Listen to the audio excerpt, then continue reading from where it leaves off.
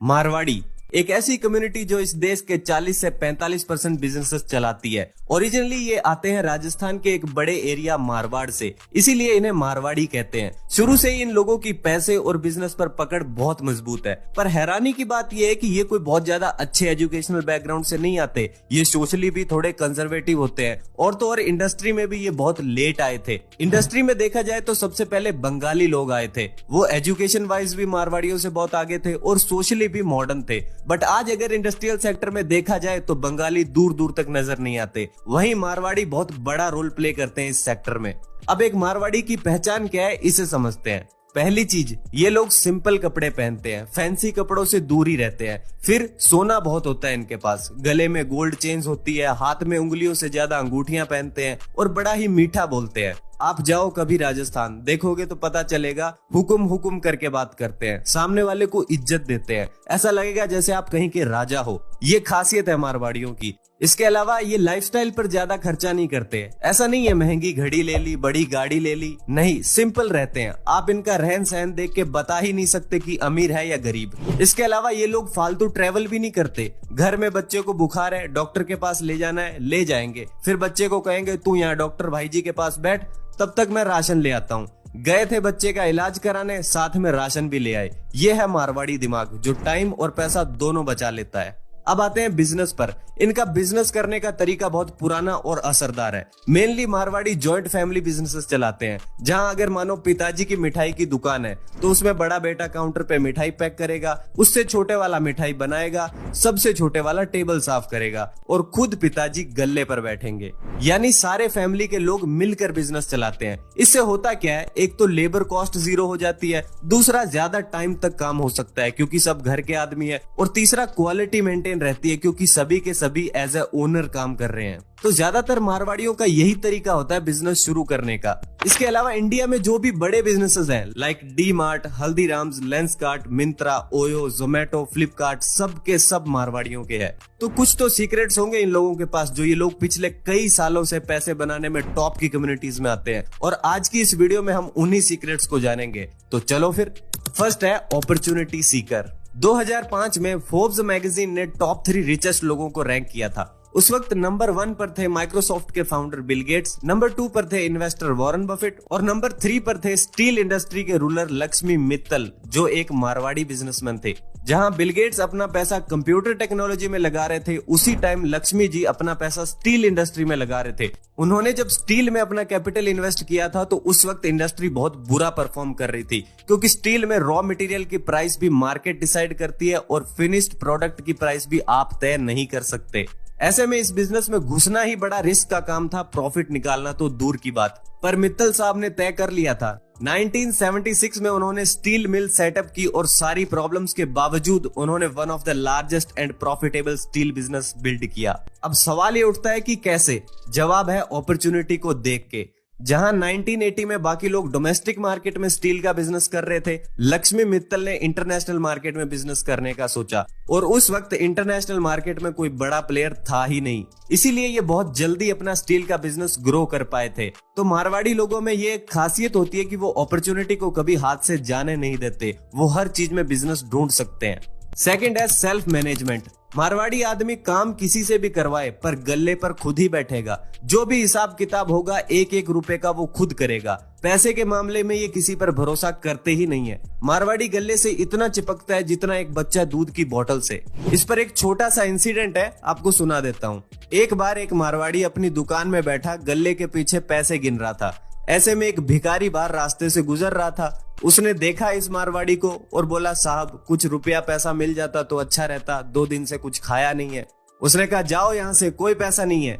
भिखारी थोड़ा जिद्दी था, जैसे कि वो अक्सर होते हैं, तो उसने फिर कहा, साहब पैसे नहीं है तो कुछ खाने को ही दे दो। मारवाड़ी ने कहा, बोला ना कुछ नहीं है मेरे पास, चले जाओ यहाँ से। भिखारी ने कहा, अगर कुछ नहीं है तुम्हारे पास तो तुम अंदर क्या कर रहे हो? मेरे साथ हो लो, जो मिलेगा आधा आधा बांट लेंगे। कहने का मतलब दुनिया इधर से उधर हो जाए, वो गल्ले से नहीं हिलेगा। और हिसाब बहुत पक्का रखता है मारवाड़ी। कितना माल आया, कितना बिका, किसका कितना पैसा देना है, कहां कहां से पैसा आना है, हर चीज लिख के रखता है। अगर कोई वर्कर बीड़ी सिगरेट के 10 रुपए भी लेता है तो उसे भी ये लिख के रखते हैं। इसके बाद टैक्स। ये बिना बात के टैक्स पे नहीं करते, इन्हें लीगली टैक्स बचाना आता है, यानी सरकार के लिए भी इनकी पॉकेट से पैसा निकालना मुश्किल काम है। थर्ड है इनकम स्ट्रीम्स। इन लोगों की मेन इनकम आती है बिजनेस यानी धंधों से। कुछ भी हो जाए पर इनकी खुद की दुकान जरूर होती है, मिठाई की, कपड़ों की, सोने चांदी की। इनका मानना है कि घर में रोकड़ा कितना भी हो पर बिजनेस रुकना नहीं चाहिए। दूसरा, इनकी रेंटल इनकम होती है, कहीं से प्रॉपर्टी का रेंट आता रहे तो बहुत अच्छा है। तीसरा, इंटरेस्ट इनकम, ब्याज नहीं छोड़ते ये लोग। मारवाड़ी पहला आदमी है जो रिश्तेदारी में ब्याज पे पैसा दे सकता है, उसके बावजूद रिश्ते भी बना के रखता है और ब्याज भी वसूल लेता है। वैसे उनसे पैसे मांग लो तो कहेंगे पीसा कठे है, पीसा कोनी, और कहो कि ब्याज दे देंगे तो कहेंगे कितना चाहिए भाई जी। अब भाइयों वाली बात है, हम मदद नहीं करेंगे तो कौन करेगा। और ब्याज की बात नहीं है, मुसीबत में आपनो आदमी ही तो काम आवे है। एक और बात, पैसे को कभी ये लोग खाली नहीं पड़ा रहने देते, लॉन्ग टर्म इन्वेस्टमेंट्स कर देते हैं। ज्यादा स्टॉक्स वगैरह अगर समझ नहीं भी आता तो भी प्रॉपर्टी और गोल्ड में तो इन्वेस्ट कर ही देते हैं। और जहां ये इतना पैसा कमाते हैं वहीं ये चैरिटी और डोनेशन भी बहुत करते हैं। गांव में कुछ बनवाना है, किसी को पैसे की जरूरत है, कोई चंदा इकट्ठा करना है, ये लोग अपने हिसाब से डोनेट करते रहते हैं।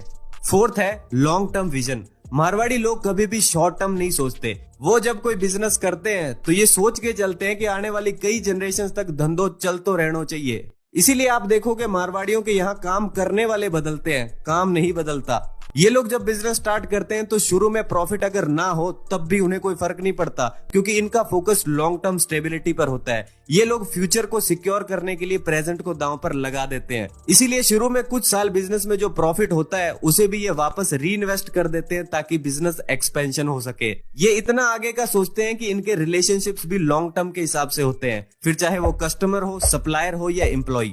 चाहे कुछ भी ऊपर नीचे हो जाए, इनके बिजनेस पार्टनर्स नहीं बदलते, क्योंकि ये लोग ट्रस्ट और रिलायबिलिटी पर बिजनेस चलाते हैं। इसके अलावा ये लोग अपने बच्चों को भी बिजनेस सिखाते हैं। फैमिली में पैसे की बात की जाती है ताकि बाद में बिजनेस बच्चों को हैंड ओवर किया जा सके। इसीलिए ये सारी इंपॉर्टेंट बिजनेस स्किल्स पहले फैमिली मेंबर्स को ही सिखाते हैं। एक और बात, ये लोग लॉन्ग टर्म में इसीलिए टिकते हैं क्योंकि इन्हें टाइम के साथ साथ बिजनेस में चेंजेस करने आते हैं। ये लोग फ्लेक्सिबल और एडेप्टिव होते हैं। ये अपनी कोर वैल्यूज को भूले बिना प्लान्स और स्ट्रेटेजीज में चेंजेस कर देते हैं ताकि बिजनेस हर सिचुएशन में प्रॉफिटेबली चलता रहे। फिफ्थ है वैल्यू ऑफ ए प्रोडक्ट। ये लोग प्रोडक्ट को वैल्यू के बेस पर ही खरीदते हैं। अगर कोई प्रोडक्ट की कीमत उसकी वैल्यू को जस्टिफाई नहीं करती तो ये उसे नहीं खरीदते, यानी इमोशनल बेस्ड बाइंग करते ही नहीं है। आजकल कुछ लोग महंगे स्नीकर्स खरीदते हैं, 5,000, 10,000, 50,000, इवन लाख लाख रुपए के लोग जूते खरीद रहे हैं और फिर उन्हें घर में एज ए कलेक्शन रखते हैं। मारवाड़ी ऐसा नहीं कर सकता। उसे तुम कहो कि ये 50,000 के जूते हैं, वो तुरंत कहेगा क्यों भाई, सोना लगा है इस पर, ये तो 500 रुपए में कहीं भी मिल जाएंगे। सामने वाला कहेगा पर सर ये लिमिटेड एडिशन है। मारवाड़ी कहेगा ऐसा कुछ नहीं होता, जूते ही तो है, 50,000 दे के क्या सिर में पहनेगा इसने।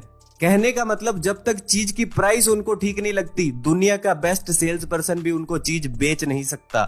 और महंगे में बेचना तो दूर, मारवाड़ी अगर अपनी पे आ जाए तो तुम उसे नॉर्मल प्राइस पर भी नहीं बेच सकते, क्योंकि वो किसी भी चीज को खरीदते समय दुकानदार को निचोड़ देता है। वो हर चीज में नेगोशिएशन करता है, उसको हर चीज कम प्राइस में चाहिए। वो जब कुछ खरीदते हैं तो प्रोडक्ट के फीचर्स वगैरह पर ज्यादा ध्यान नहीं देते, उनका फोकस होता है प्राइस पर कि कहीं चीज महंगी तो नहीं है। दुकानदार लाख कहे कि भाई जी यही सही प्राइस है, इससे कम में नहीं होगा, फिर भी उससे कहेंगे कि देख ले, भाईचारे वाली बात है, हम तो तेरे पास ही आवे हैं, बाकी थारी मर्जी। वहीं जब खुद अपनी दुकान पे कुछ बेचते हैं तो 1 रुपया भी कम नहीं करेंगे। कस्टमर अगर कह दे कि आपकी चीज थोड़ी महंगी है तो उससे कहेंगे अरे नहीं नहीं, बच्चे की कसम, भगवान कसम, इसमें सिर्फ 10 रुपए ही बच रहे हैं मणे, और आप फिक्र मत करो, आपसे ज्यादा पैसे थोड़े लेंगे। सिक्स्थ है कॉस्ट कंट्रोल।